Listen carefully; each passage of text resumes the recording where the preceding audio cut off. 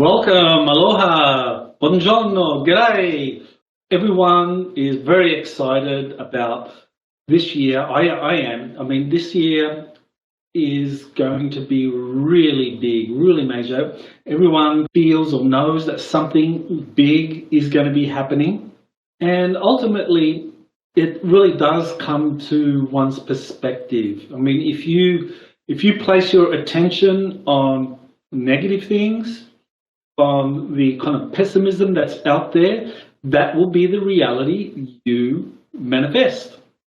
If you place your attention on the positive developments, that will be the reality again that you manifest. So I don't think there's a time where things have been so important or things have reached the stage where you place your attention is going to be so critical in determining your reality. So I'm going to give you some ways of looking at the future where you can really embrace what we hope to be this kind of Star Trek future, this very positive future where we become members of the galactic family, and that all of those that have been holding us back for millennia now, they become a thing of the past. But we still have some work to do.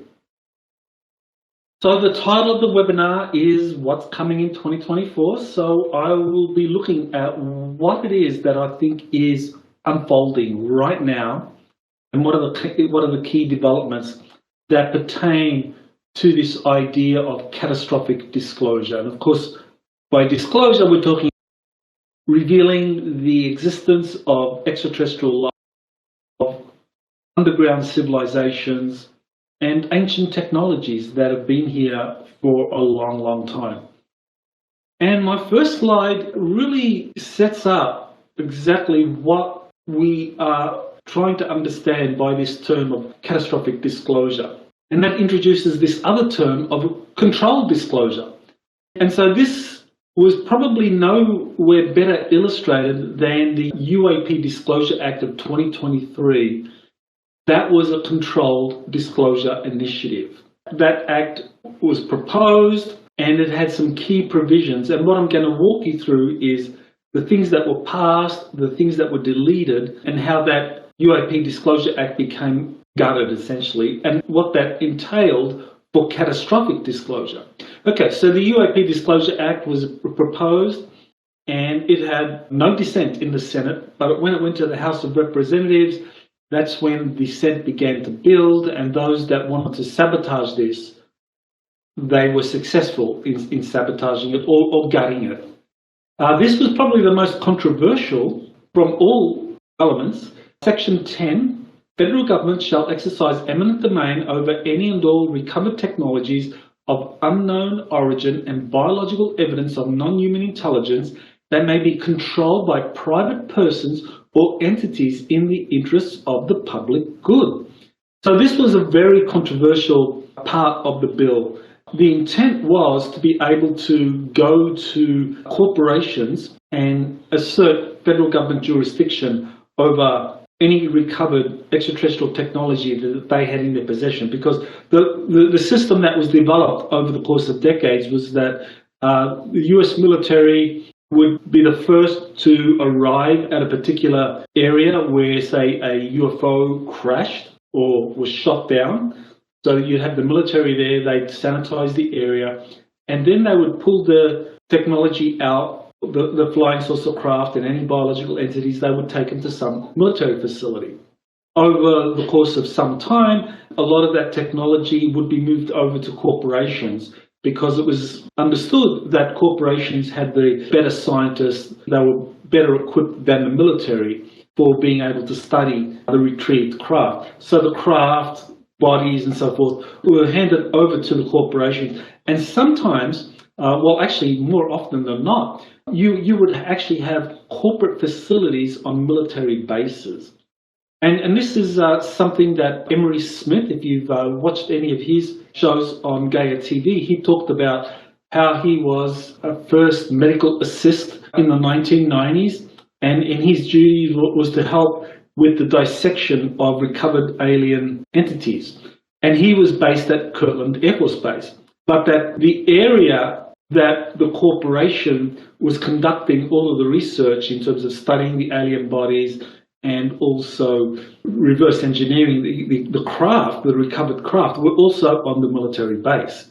But it was a corporate facility on a military base. So you couldn't just have any Army general, saying, oh, I want to see, what's in this secure facility in Kirtland Air Force Base. It's like, no, that is a corporate facility and you don't have need-to-know clearance to get into that. So this is why you have this eminent domain included in the UAP Disclosure Act, because those that were familiar with the nature of the problem understood that there was no way that corporations who had now gotten possession of these technologies and were studying them in their own facilities, whether in a secure corporate facility that they just exclusively owned, or whether it was on a military facility with corporate facilities on there, that the only way government would be able to get access to that would be through eminent domain. So that's why that was included. Some people felt that this was something that could be misused by having government agents raid any private individual who had any kind of extraterrestrial technology or biological specimens on them. That was not the intent of this act, but certainly that was a possibility. No way getting around that. I think that the goal of being able to assert eminent domain over corporate facilities or what was possessed by corporations was an important one. So this particular part of the UAP Disclosure Act was also removed in the final passage. So you have the failure of the US Congress's controlled disclosure plan. So it is gutted. Out of those three elements I discussed, one was included. That's the UAP records collection, but the other two, the review board, the eminent domain, and other aspects like subpoena power were removed. And so the Act was gutted of those provisions, and so what you have now is a UAP records collection that in 2024 is now being set up. And so, that is a positive development. It is a small step forward, certainly not enough, I think, to really excite people, but it is a step in the right direction, but it is not going to be nearly enough, I think, to handle what I believe is going to be coming down in this year, 2024. So this is where you have this organization called the Sol Foundation. And it was created by a number of academics and former government employees, and their goal is to put out a kind of controlled disclosure plan. In other words, prepare the public for the truth about extraterrestrial life. What really is behind UFOs. Are they extraterrestrials? Are they crypto-terrestrials? Are they interdimensionals? That's why the language non-human intelligence actually is helpful, because when we're talking about disclosure, we need to understand that the beings that are arriving on spacecraft or through portals, they could be any of those three. They could be from the inner Earth, they could be from off-world locations, or they could be coming from other dimensions, coming through portals. So in all of those cases, they might be non-human intelligence, but not necessarily extraterrestrials. So the Sol Foundation want to come out with a series of white papers. So if you go to their website, it describes their goal of launching research on unidentified aerial phenomena. Quote, "The problem UAP raised for governments are not confined to issues of secrecy and democracy and touch everything from national and global security to international cooperation.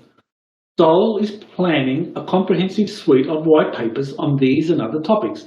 So this foundation was set up with the explicit goal of putting out white papers, organising events, so that way the general public would be prepared. So this was a controlled disclosure initiative and represents that to this right now. So who are some of the principal figures in the Sol Foundation? You have a mix of academics and former government officials. So you have Gary Nolan, a distinguished professor of medicine at Stanford University. You have Charles McCulloch, who was the first Inspector General for the intelligence community. That was created during the George Bush, G.W. Bush administration. And then you have Timothy Gallaudet, a retired US Navy Rear Admiral. So they are part of the core team, and they are all supportive of a controlled disclosure narrative to try and do it in a way where you have white hats or government officials that do want disclosure to move forward, but doing it in a way that is deemed to be responsible and doesn't overload the general public, nor does it undermine the political legitimacy of the government of the day. The Sol Foundation held a symposium from November 17 to 18 of last year, and one of the presenters was David Grush, who I'm sure all of you by now will know quite well, and he believed that this was the preferable way of doing disclosure, that is, releasing of info in a controlled and planned manner.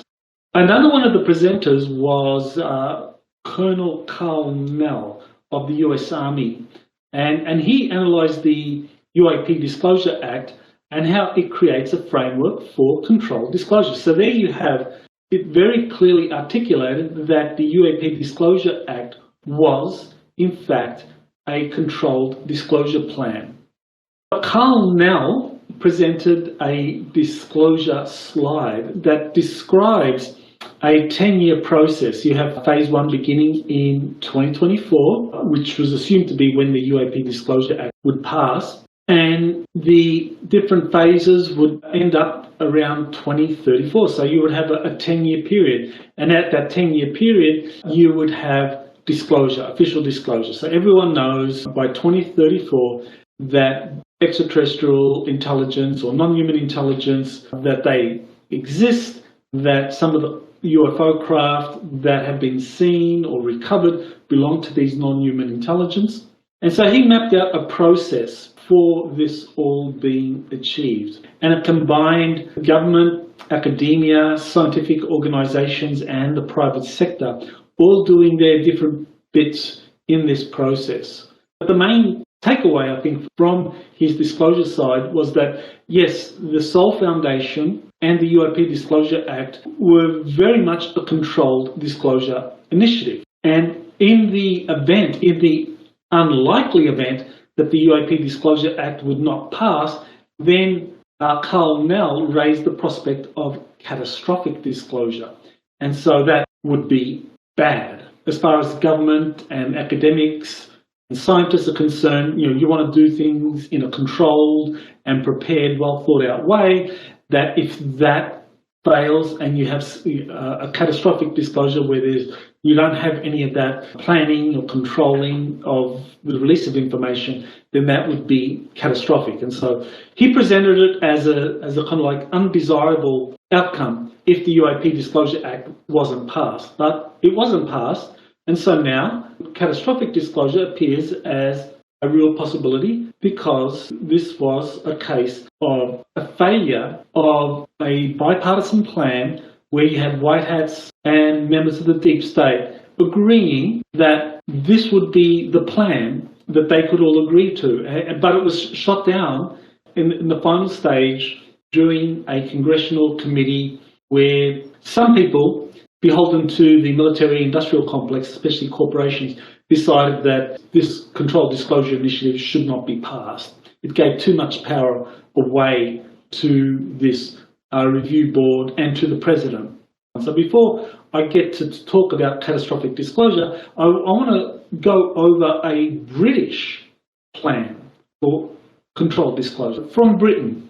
There was an article in The Spectator, quote, "The supposed disclosure plan goes like this.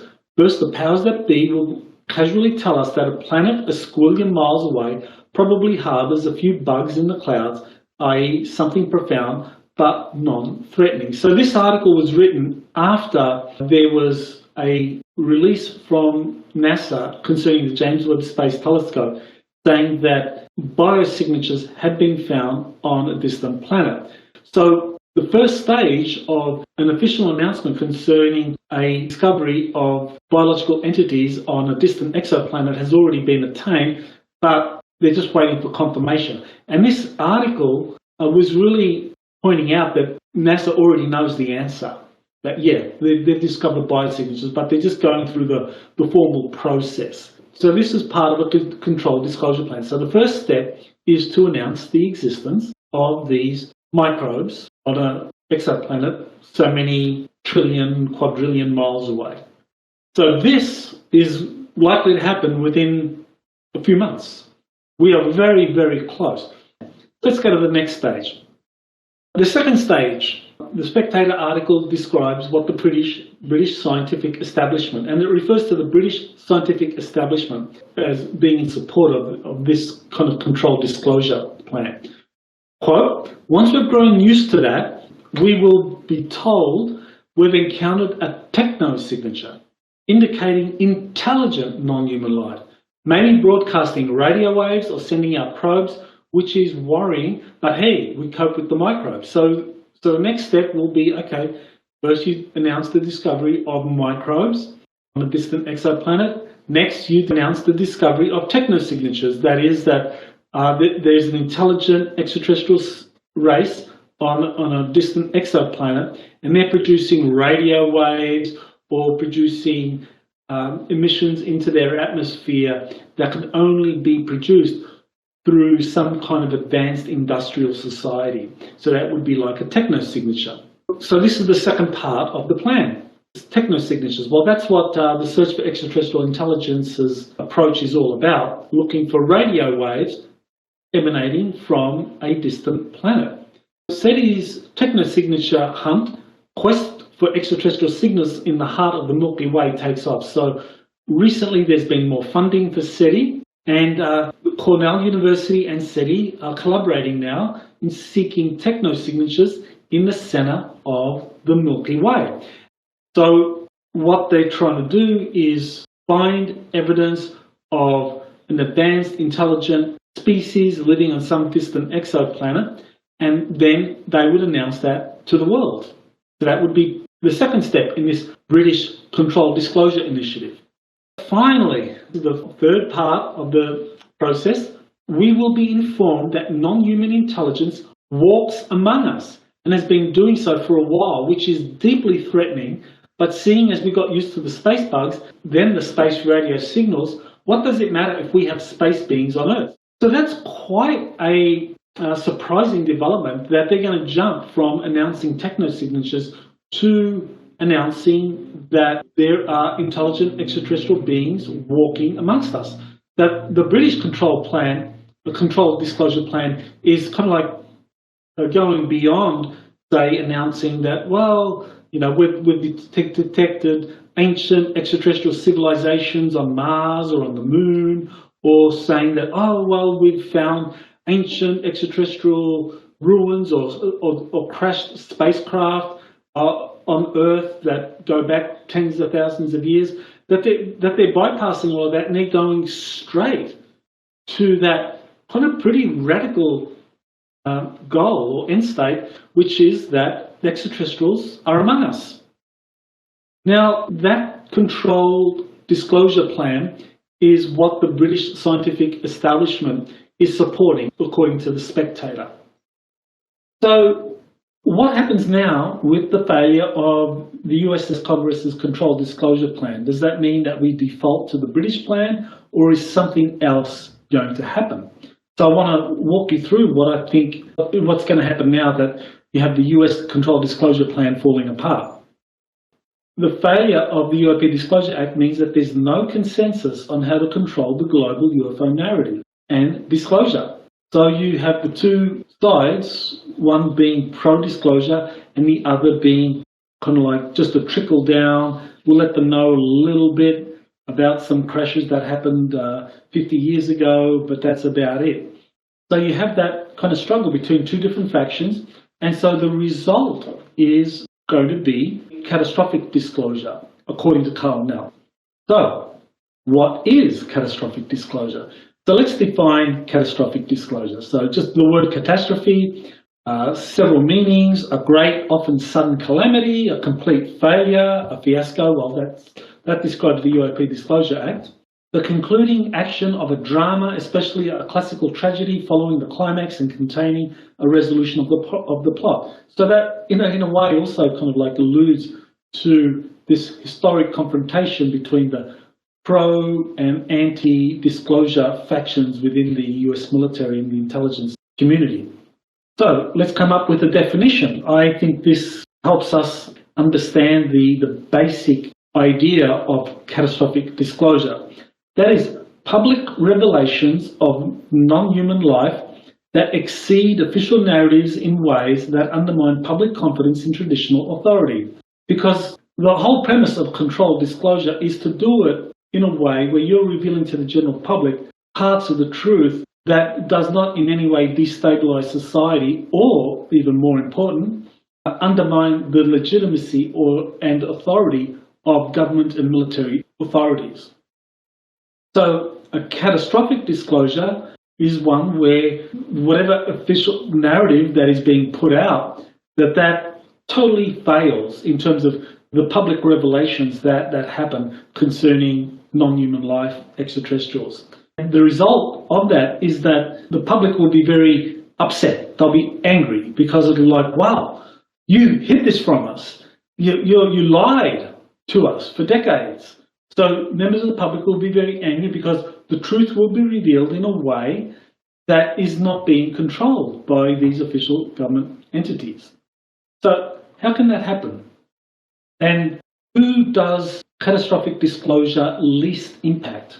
Okay, so this is where you get different groups of people on the planet that are very different to the rest of the planet. And so there has been a number of contactees, a number of people, researchers, that have estimated or discussed the number of starseeds on planet Earth, or they've discussed who are the starseeds. Well, starseeds are individuals who have had previous lives on other planets, but through some series of events, they ended up on Earth, and they are now incarnated amongst us.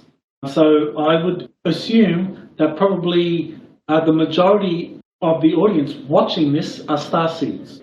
The estimate is that there's roughly 200 million people on Earth at the moment who are starseeds. So out of a total population of 8 billion, we're talking 2.5%.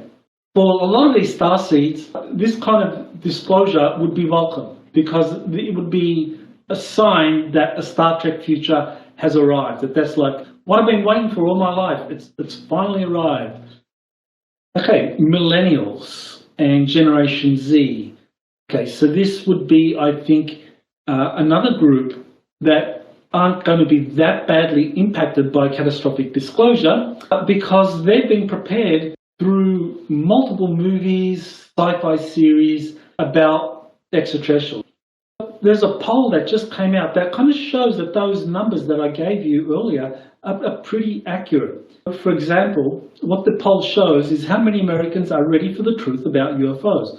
So the poll asked the question, how many Americans do you think aliens live amongst us? That's a very interesting question. This research shows that 37% out of the 1,000 Americans that were polled said that they feel aliens may already be here on Earth.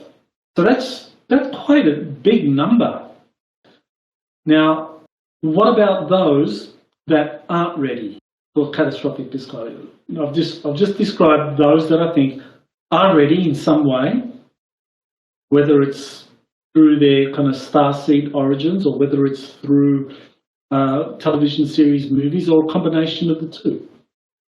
Okay, who does catastrophic disclosure most impact? I think we're talking about the older generations here. So we're talking about, say, baby boomers, the scientists that firmly believe in official narratives. It's going to be catastrophic because it breaks their trust and confidence in government and official authorities. For the older generations, we're talking about baby boomers, the silent generation, and so forth. They have been raised to believe that governments tell the truth, and that if governments never disclose that extraterrestrials existed, it's because they don't exist. Now all of a sudden you have catastrophic disclosure, so decades of belief in government telling the truth are suddenly gone. And this question actually was addressed in a Brookings report. This came out in 1961. It was a report by the Brookings Institute that was hired by NASA to deliver a report to the US Congress on what would happen if there was an official announcement concerning the discovery of extraterrestrial life. On page 225 of this Brookings report, what it said was, quote, "Of all groups, scientists and engineers might be the most devastated by the discovery of relatively superior creatures, since these professions are most clearly associated with the mastery of nature." What that tells us is that those people that believe in this scientific method, they are the ones that are going to be most impacted negatively by a catastrophic disclosure, because they made a lot of assumptions based on their understanding of physical laws that they thought were that applied right across the universe or the galaxy and beyond. But now they find out that, oh, well, extraterrestrials can get from the Pleiades to the Earth in a few hours. And here we are thinking that, well, light is the fastest speed any craft can travel. And if you travel from the Pleiades, which is, I think 70 light years away, or whatever it is, it would take you 70 light years to get here. But obviously, those physical laws don't apply. Or the extraterrestrials have developed technologies that supersede all the physical laws that scientists and engineers have accepted as inviolate all their life. So that would lead, that would be very upsetting for them, and so there'd be big emotional problems with that particular group. So, and this kind of matches with what the polls show. The poll shows how many Americans are not ready for the truth about UFOs. 41% of those polled disagree with the notion that extraterrestrial life may be walking and talking amongst us, with the remainder unsure. So here we're talking probably about those older generations, especially scientists, engineers, that believe in the scientific method, believe that science has uncovered the laws that govern nature and travel in the galaxy and beyond, and they would strongly disagree with the idea that extraterrestrial life may be walking and talking amongst us, because it violates, these principles of, like, well, how do you achieve faster than light travel if light is the fastest speed possible? Then we have this final category, and I estimate that to be less than 5% of the planet, of the planet's population, constitute the global elite. So where do I get that figure from? 1% of the population are psychopaths, 4% are sociopaths. And what the difference between a psychopath and a sociopath is, a psychopath cannot empathize with anyone, whereas a sociopath has gone through devastating events. And what typically happens in all societies is that you have this psychopath elite. These are people that are very charismatic, very smart, but absolutely no empathy. They manipulate people very easily through emotions. So that they have good emotional control, but no empathy. So they become top businessmen. They become leaders, political leaders, or they become military leaders, and they excel in those positions of authority because they value authority. And then you have the sociopaths who, for one reason or another, will follow the lead of these psychopaths because they don't have any empathy for a group that they feel is outside of their kind of like very limited empathic abilities. So, I mean, a good example would be, say, during the Second World War, Hitler had a great love for the German people. But if you were non-German, there was a lot of racism and hatred against people that were outside of that Aryan kind of like category of racial supremacy. So this is, I think, pretty good way of estimating the percentage of people in the population who are elites that control our planet's governments, financial institutions, militaries, and so forth. And so catastrophic disclosure for them will mean that they lose legitimacy, because people will know that they were lied to all along. That all along we had these advanced technologies that extraterrestrials had brought and had shared, but it was all kind of kept and used by top corporations and military institutions for secret space programs and underground bases and so forth. It does seem right now that there is a kind of like a bifurcation of the planet in terms of political views, in terms of kind of like optimism for the future. You have those that very pessimistic about the future, gloom and doom. They see nothing good coming, they see catastrophe, and those that see the opposite, those that, for example, I think have been listening to the information from Jean-Charles Moyen, Elena, JP, Alex Collier. They see something positive coming, and so they embrace that information, and so where your attention goes, reality flows. So they're putting their attention on that possibility, and enough of the planet is thinking the same, that what's going to happen is something very positive. But there are those that are doing the opposite. Their attention is going down these negative scenarios, so that could well lead to this splitting. And so finally you have the new Earth, or some call it the event.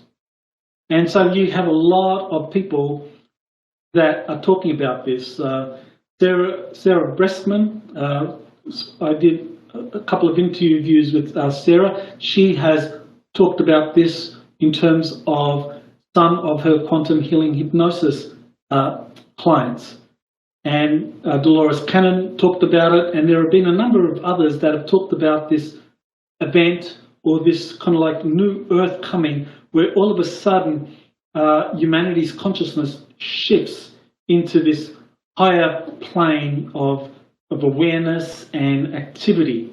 And so people will move into this 5D reality where there's going to be these incredible technologies and higher consciousness. And that's happening right now. And I think those of us that are kind of like starseeds, that identify with like this Star Trek future, we're on board with this, because we know this is the reality, this is the truth. We come from worlds, we come from civilizations prior to our incarnations on Earth, where this kind of incredible planetary civilization existed in some way.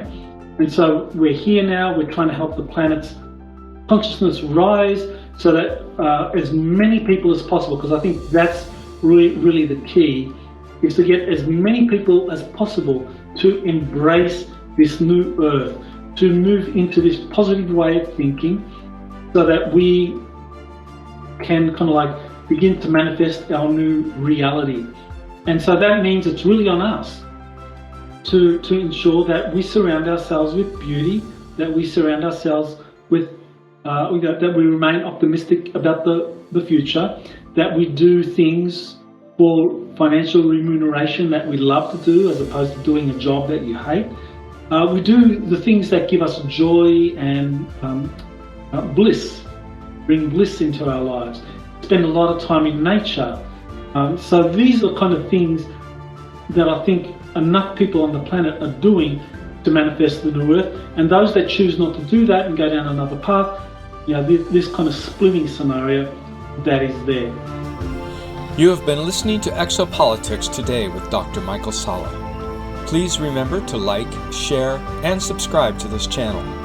Join or start a conversation in the comments. Take the time to explore the vast library of best-selling books, webinars, and podcasts by Dr. Salla. visit exopoliticstoday.com.